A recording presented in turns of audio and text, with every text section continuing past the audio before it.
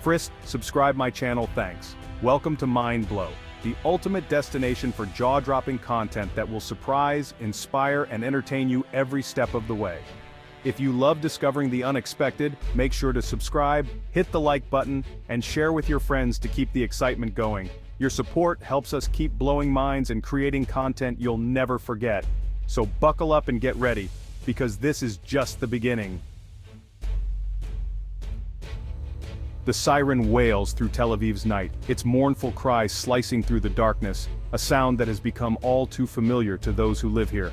Mary Grace, a caregiver from Iloilo, springs into action, her training and instincts taking over as she rushes to protect the life entrusted to her care. She wheels her elderly ward, Sarah, into the safe room, heart pounding as explosions echo outside, the flashes of light from the blast painting fear across the walls. The Iron Dome lights up the sky, a terrifying reassurance, each interception a reminder of both danger and the fragile shield that stands between life and loss. In the cramped shelter, Mary Grace whispers comfort, masking her own fear, her mind drifting to her family far away, wondering if they know she's safe, if they're worrying right now. Thousands of miles away, her mother Elena sits in the dim glow of her phone, sleepless. Every alert a fresh wave of panic, her imagination running wild with worry. She prays, her heart tethered to her daughter by worry and love, each whispered plea a fragile thread of hope stretched across continents. This is the reality for thousands of families. Lives split between war and waiting, between the chaos of sirens and the quiet agony of uncertainty. In Israel, every day is a balance between caregiving and survival, between the routine of daily life and the ever-present threat that can shatter it in an instant. Filipino workers know the geography of bomb shelters as well as the local market, their lives mapped by both necessity and resilience. They've become reluctant experts in a conflict not their own, their courage quiet but constant, their strength forged in the fires of distance and danger. Back in the Philippines, the war is lived through anxious nights and desperate prayers, families clinging to faith and to each other as they wait for news. For families, each news alert is personal, a potential heartbreak, every headline a possible turning point in their own story. The silence between messages is filled with dread, every minute stretching into an eternity of unanswered questions. Remittances are lifelines, but so is the hope for a simple, "I'm safe." Money sustains the body, but reassurance sustains the soul. The Gaza conflict isn't just a headline, it's a daily, intimate threat, shaping the rhythm of life for those caught in its shadow. For these families, love and fear travel every mile between them, binding two cities, two worlds, with invisible threads of hope, longing, and resilience. The Gaza conflict may seem far from Southeast Asia, separated by thousands of kilometers in different cultures, but for Filipinos, it's deeply personal. The headlines and breaking news are not just stories from afar, they are stories that hit close to home. Every image of rockets streaking across the sky is a reminder of kababayans, our own, caught in the crossfire, living and working in the heart of the conflict. Decades of migration have woven Filipinos into Israeli society, especially as caregivers, nurses, and farm workers. They are part of the fabric of daily life there. Their stories are not of soldiers but of ordinary people showing extraordinary courage. Nannies shield children from fear, caregivers refuse to abandon their wards, staying by their side even as sirens wail and danger looms. Each phone call home is a mix of relief and dread, ears straining for sirens in the background, hearts pounding with every ring. The worry is constant, a mother in Batangas, a husband in Cebu, children waiting for updates, all hoping for good news. All living with the same fear, united by anxiety and hope, clinging to faith and family. The crisis turns a distant war into a domestic issue, discussed in every Filipino home, debated in community gatherings, and felt in every heart. Overseas workers leave families behind to care for others, accepting risks for opportunity, driven by love and the hope of a better future. The Gaza conflict exposes the price of these sacrifices, the loneliness, the fear, and the longing for home. We are proud of our Bagong Bayani, our modern-day heroes, who carry the nation's hopes on their shoulders. But the dangers they face are real and heartbreaking, leaving scars that are often unseen.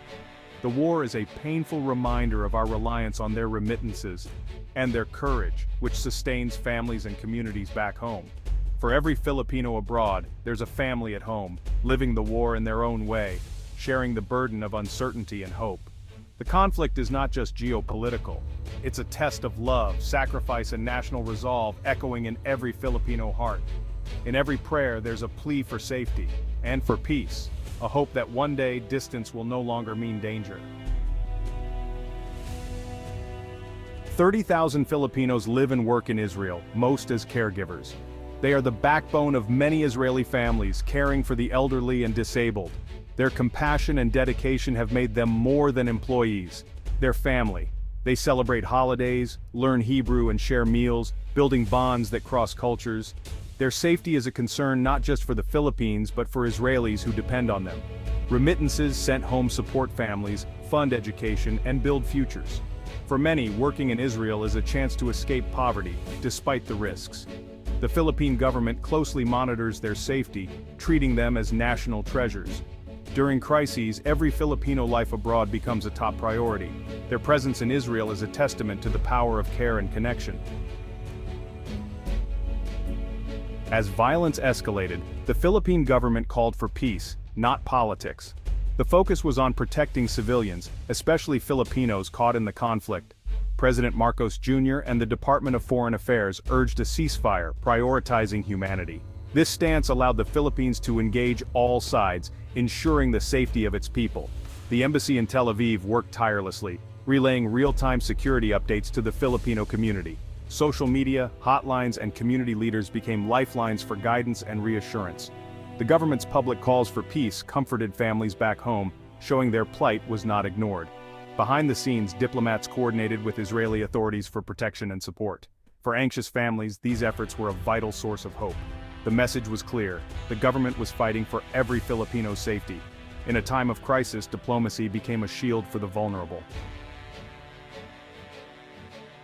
As violence surged, the Philippine government activated its crisis protocols.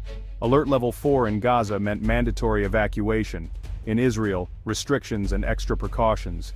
The government offered repatriation for those in danger, covering logistics and costs. The embassy became a command center, registering evacuees and coordinating safe passage. Repatriation was complex, requiring safe conduct passes, temporary shelter, and emotional support. Each flight home was a victory, but many Filipinos hesitated, torn between safety and responsibility. The choice to return was deeply personal, balancing immediate danger with long-term needs. The government respected every decision, keeping the lifeline open. In crisis, the Filipino spirit of resilience and sacrifice was on full display. Many Filipinos chose to stay in Israel, driven by a powerful mix of duty, necessity, and deep devotion to those they cared for. For these caregivers, leaving felt like abandoning family. Years of shared memories and bonds with their wards could not be broken easily, even in the face of danger. The Filipino value of responsibility often outweighed fear, pushing them to stay strong and resilient. Economic pressures were immense. Families back home depended on their income, and debts loomed large, making every decision a matter of survival. Returning home meant financial collapse for many, a risk that felt even greater than the uncertainty of staying. The risk of war seemed less daunting than the certainty of hardship back home, where opportunities were scarce and hope was fragile. Deep connections with Israeli families made leaving even harder, as these relationships had grown into something truly meaningful. Caregivers called their wards or sharing meals and stories, forging unbreakable ties that went beyond mere employment. In crisis, these bonds grew stronger: solidarity in bomb shelters, mutual protection, and a sense of shared fate. Israeli employers often treated Filipino workers as family, ensuring their safety and offering comfort during uncertain times. The Filipino spirit of selfless care shone through in every act of kindness and support. Caregivers risked their lives for their wards, living out their values in the face of danger and showing remarkable bravery. Their courage was a testament to the power of human connection and the enduring strength of the human spirit. In the heart of conflict, devotion triumphed over fear, and love became their greatest shield.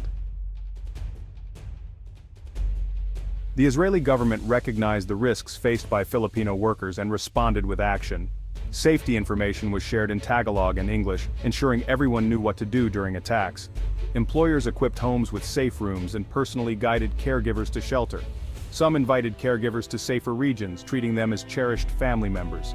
Stories of mutual care abounded, Filipinos refusing to leave wards, Israelis ensuring their caregivers stayed connected to home. The government guaranteed equal medical and psychological support for foreign workers. Social workers and translators helped them navigate the system. These measures affirmed the value of the Filipino workforce. In crisis, gratitude and protection became a promise. Filipinos were not outsiders, they were part of Israel's community, deserving of every safeguard. Amid chaos, the Filipino spirit of deep compassion shone brightest. Caregivers sang lullabies during rocket fire, checked on neighbors and offered comfort despite their own fear. Their courage was quiet, continuing daily duties, providing normalcy, and drawing strength from faith and family. Back home, families showed resilience, organizing prayers, supporting each other, and trusting in their loved ones' judgment. The separation and worry were sacrifices made for a better future. Stories of heroism, caregivers shielding wards, treating them as their own, became national inspiration. It was not just a word, but a promise to care and protect, even at great risk. This crisis revealed the heart of the Filipino spirit. In the darkest moments, compassion and courage endured. The world saw not just survivors but heroes. The Filipino promise to care, to protect, to love, no matter the danger. That is the true legacy of this crisis. The crisis in Israel and Gaza, seen through Filipino eyes, teaches us that no conflict is truly distant. Migrant workers connect the world. War in one place sends ripples everywhere. The bonds between Filipino caregivers and Israeli families show that compassion transcends politics.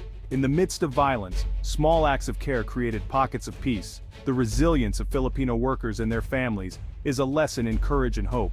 Their sacrifices highlight the unseen burdens migrants bear worldwide.